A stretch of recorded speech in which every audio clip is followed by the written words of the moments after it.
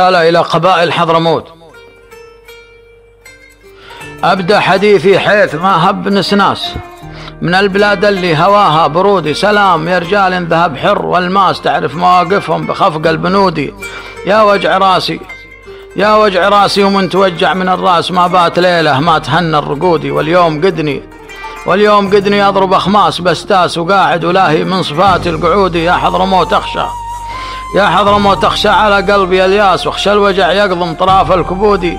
وين الرجال اللي لهم عز والباسهم حمر العمايم وسودي. نوح وسيبان المعزة هل الساس 7 شدود نعمهم من جدودي. من حجر الموت لا بعد الأدواس، ديار عز ما وطاها اليهودي. واذكر رجال الموت من خار الأجناس، رجال الحموم حافظين الحدود.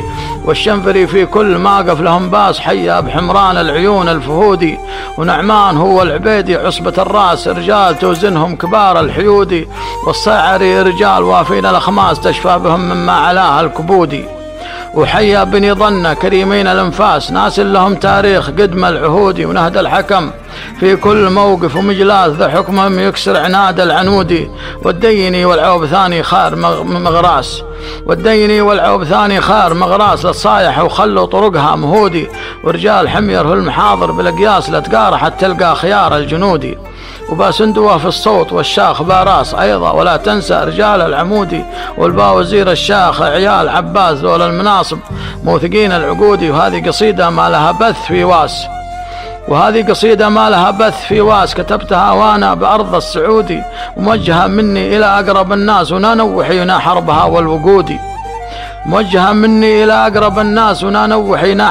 والوقودي. بكتب كلامي وابعثه وسط قرطاس، بفخر بقومي والخلايق شهودي. ذول الحضارم عز راسي ونوماس، والعز لو طال المدى بايعودي. ولا بد ما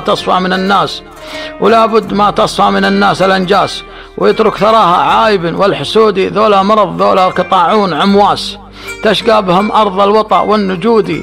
يا حضرمي انهض ولا توطي الراس، عزك بدولة مو بخزن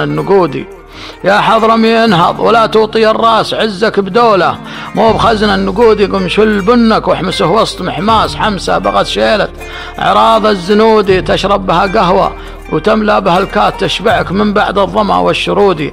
وبعد السهر بيحل في عينك نعاس، وترتاح إذنك من كلام